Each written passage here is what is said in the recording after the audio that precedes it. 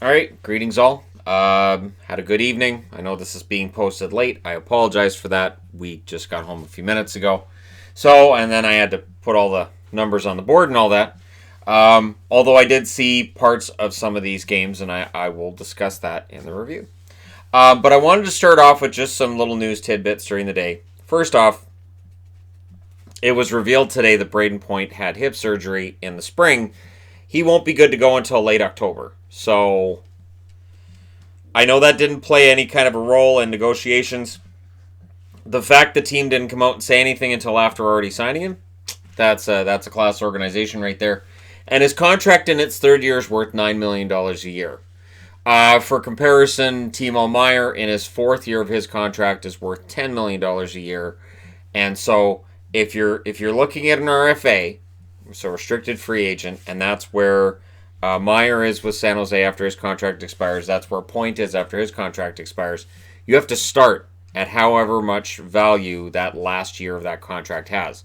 So in Besser's case, it'll be $7.5 million as the starting point. In Braden Point's case, $9 million. So again, if we're comparing RFAs, and once everybody's signed, we can take a look at all their contracts up on the board and say, all right, who did really well and who didn't. But Points looks like magic. And I know people say, well, hey, he pays less taxes in Tampa. Right.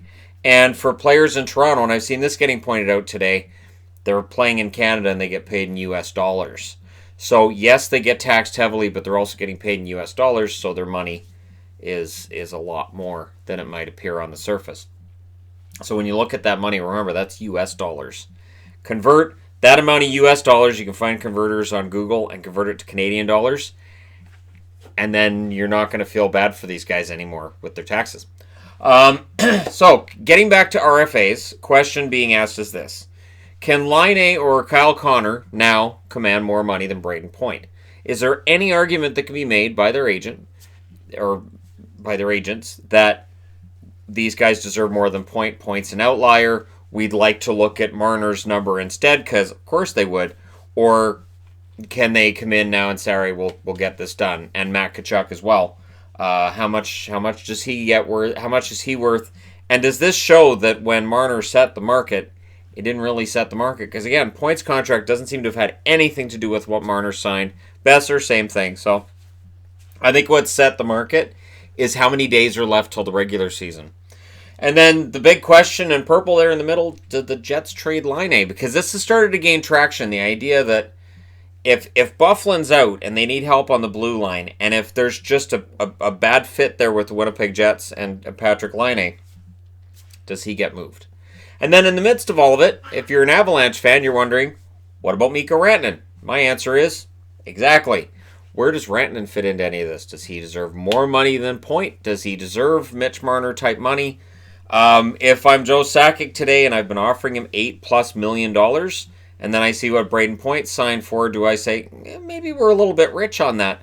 Or does Rantanen's agent go back to the Avs and go, yeah, that 8.5, we'll take that now? So it's going to be very interesting to see what happens over the next few days. Now, getting to tonight's action, and then we get to the 5 games for tonight. So we've talked about the news of the day kind of thing. 5 games tonight. Detroit and the New York Islanders. The Islanders did well at the start of this. Eberle scores 2 in the first. 2-0 Islanders after 1. Second period, Rasmussen scores for Detroit to make it 2-1. Third period, Svechnikov scores to tie it up and force overtime. In the overtime, however, Anders Lee gets the goal to win it in overtime for the New York Islanders. 3-2 is your final. Your 3 stars, Jordan Eberle, Matthew Barzal, and Anders Lee gets in on the 3 stars as well. If your team won tonight, odds are you probably got all 3 stars with one exception. Just one. But yeah, so for the Islanders, a nice team win, and this is kind of how things are going to work this season, I think, for the Islanders, much like last year. You're going to see a team win overall, and they're going to need strong numbers from their goaltenders, and they're going to need to roll 4 lines, all that other wonderful stuff for the Islanders. Boston at home against Philly. Boston manages to survive a scare in this one. Boston scored first. It was Lauko with the goal first. Konechny scores to tie it, 1-1 after 1. Marchand then scores for Boston in the second period to make it 2-1 for Boston. Third period, Philadelphia comes back. Twarynski scores, and I had to kind of look the kid up. I'm like, Twarynski? And yeah, he had, I think, 10 goals last year for their AHL affiliate. And yet, here he is again in the preseason, right? Bunneman with a goal as well. So that gets the lead for Philly. Not for long. Chris Wagner ties it up before the end of the game. About a minute and a half left to go. And then in overtime, Jake DeBrusk scores on the power play. Boston wins the game, even though they were outshot by Philadelphia 33-22. So, Tuukka Rask, decent game for him. I always get nervous whenever Tuukka Rask comes out of the net and tries to play it way up ahead. He was doing that tonight, and I'm thinking, don't get into some old bad habits, please. Your 3 stars were Jake DeBrusk, Brad Marchand, and actually Konechny gets on the board here for Philadelphia. So there are 2 instances, where a losing team gets a star tonight. That's one of them. I didn't look that one over closely enough when I was standing here talking to you fine people. Anyways, Toronto went in tonight and defeated the Montreal Canadiens. And if you're a Montreal fan, not really a whole lot to see here if you're looking for really, really big positives to come out of it. It was scoreless after 1. Second period, Toronto. Korshkov with a goal. And then Archibald scored. I was glad to see Darren Archibald get a goal. Easy to forget he's in Toronto's camp. I can't see him making the team or anything. He'll end up on waivers sooner or later. But I like Archibald, and it would be nice to see him at least get a few games this year. And then there was a 2-minute minor handed to Montreal for challenging that goal, believing there was goaltender interference. So that's where, if you challenge for goal interference, no, you're wrong, penalty. If you make a challenge this year for any reason and you're wrong, it's penalty. It doesn't matter what it is now. The shots in this game were 38-25 for Montreal, and yet in the third period, Korshkov puts it away with his second goal of the game. That makes it 3-0 for Toronto. So Toronto goes in and wins in Montreal. Your 3 stars are Korshkov with 2 goals. Hutchinson. I gotta say, Hutchinson, since all this talk about Neuwirth came up, that maybe Neuwirth's going to get it, Hutchinson's outplayed him. So if Neuwirth ends up getting signed to a contract and winning a job, it's not because Hutchinson hasn't been good enough. That absolutely, it's not a thing. And Nate Thompson, 3rd star, Montreal Canadien there. So good game for Nate. Solid 4th line guy. And, low scoring game compared to almost everything else that we saw tonight. And now we come to the Vancouver-Ottawa game, which I was at. Some people have mentioned they saw me behind the net, and there were a few people that talked to me during the game that are subscribers, and that never stops being odd. It's just one of those things that's odd. And I would think that if there was ever a point where I go, yeah, that's to be expected, that's normal. That's bad. It is a strange occurrence. It's a strange thing, and I'm very flattered and humbled by the whole thing. So if you came over and approached me at the game, thank you very much. Called out to me during the game again, thank you very much. That was fun, and it was a fun game. Defense, entirely overrated. 6-4 was the final. Not a lot of defense to be found. I will say this, Vancouver's power play didn't look too bad. They got a 5-minute major in there, so they scored a couple on that. But it's the kind of situation where last year they would have blown it. Now, yes, they were against an Ottawa team that felt like had fewer regulars than Vancouver had in their lineup. But again, with Ottawa, there's going to be so many young kids and rookies in this lineup. Maybe this is how it's going to look. I don't know. Anyways, in the first period, Bobby Ryan scored, and that was the first shot of the game for Ottawa. And Vancouver had been dominating to that point, but they didn't have a goal. And I kind of felt the goal was coming, but not a very strong lead for Ottawa. JT Miller scored a nice one. Then Pettersson scores. Pettersson ended up getting 4 points tonight. Very nice. And me wearing a Pettersson jersey, proving it's not a jinx for me to wear a jersey of a player or watch Vancouver live. They won. Edler scored as well to make it 3-1 by the end of the first period. Second period, Anisimov scored. I took pictures during the game. There was a picture I got of Anisimov right up in front of Markstrom. Anisimov absolutely is going to be counted on both on the power play and the penalty kill for Ottawa. He's going to get utilized quite a bit. He may end up if you're looking for a fantasy player in Ottawa who could end up surprisingly getting 50-plus points, it could end up being him just because of the amount he could get used by Ottawa. Pettersson then scored to restore the wider lead for Vancouver, but not for long. Balcers would get a goal to make it a close one again before Jordy Ben.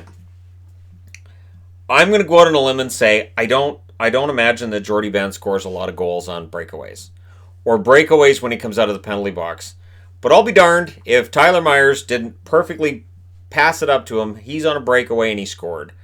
And it was absolutely beautiful. And Jordy Ben had a couple of moments tonight where it was frustrating to watch at times. Almost as frustrating as when Tyler Myers put it into his own net. But it's only an exhibition game. It's not a big deal. And Myers did come back and apologize to Markstrom after doing it. That's all I said from my seat was basically that's not the right net to be putting that puck in. So there you go. Then going into the third period, Vancouver kind of had this under control. I never really felt like this game was in any sort of danger with Ottawa, although it got really sloppy at points, and it got kind of dangerous. Fantenberg went down with an injury that led to that 5-minute major. I hope he's okay. He did skate off under his own power. But it was a scary hit, and I saw it coming because just the mix of players that were on the ice. I said to Yvonne, I said, keep an eye on this, and then sandwich. Horvat scored for Vancouver in the third, and then Tierney scored for Ottawa before the game was over. They pulled the goalie with 3 minutes left. It really didn't matter. But for Ottawa, I get the feeling, and I know Ottawa fans have heard this, it does look like it's going to be a long year for Ottawa.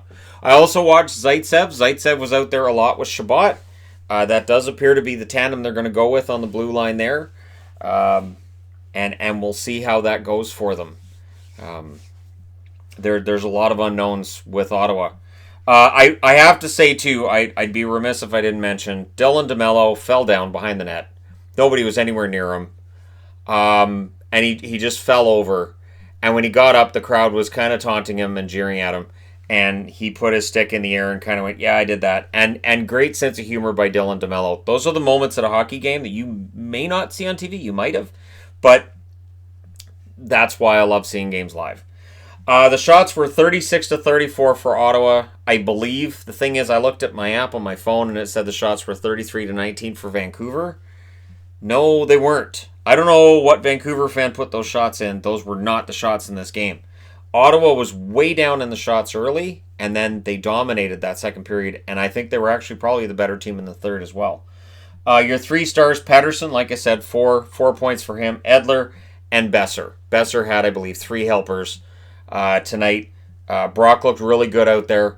And I have to say, I'm getting the feeling with Vancouver, this could be one of those really exciting teams. Lots of scoring, lots of chances, and because of all those chances, it could lead to a lot of chances the other way and a long season for their goaltenders and potentially a lot of goals against. That's the feeling I got. I know it's preseason, right? But, they can't play this way. They can play this way against Ottawa. They play this way against Colorado. They play this way against St. Louis. They're going to get killed. So, preseason, exhibition, just let it slide. But that defense, they got to get that together. Last game of the night, LA against the Anaheim Ducks. This game started at 7:30 my time, 10:30 Eastern. LA scores in the first. It's Jeff Carter. No scoring in the second period, so 1-0 game into the third. And then Dustin Brown and Anze Kopitar scored to make it 3-0. So a game between two teams that struggled to score last season. Both may struggle to score this season as well. And the shots were 31-30 in favor of Anaheim. Because guess what? Cal Peterson's first star of the game. Maybe he should have a job. I'd like to see Cal Peterson break onto the roster and play. I know it's not going to happen, but I'm a big Cal Peterson fan. If I was going to get a name and number on the back of my jersey, my Kings jersey, it would be Peterson's. Anyways, Cal Peterson, first star. Lizotte was second star, and Ben Hutton, third star. Ben, good job. I just have to say right now, this is, I believe, the second time he's been a top 3 star for the LA Kings since he got there. Again, as long as the Kings use him properly, he is going to be a find. He is absolutely going to be a find for the Kings, and I wish him nothing but the best. It was just a matter of the Canucks could not keep him. They had to let him go as a UFA. They couldn't do anything else because of cap issues and because of how much money it would have taken to qualify him. And it always felt like he kind of wanted to come back to Vancouver, but the feeling wasn't mutual. So I hope he has a great season and proves any doubters wrong. So there you go. You're all caught up on tonight's action. Let me know your thoughts in the comment section below as always. Don't forget to hit like and subscribe if you're browsing your way through. You just happened upon this video, and hey, we are now, less than a week and a half away from the start of the season. Got to admit, I'm a little bit excited about it. And I have to admit, the Canucks, they've won me over. I don't care what happens this year, if they make it, if they don't make the playoffs. This is a fun team to watch. So, that's really the key for me is, are they a fun team to watch? A few years ago, no, miserable, horrible to watch. Now, very fun to watch. Thank you guys so much for watching. I will talk to you again soon.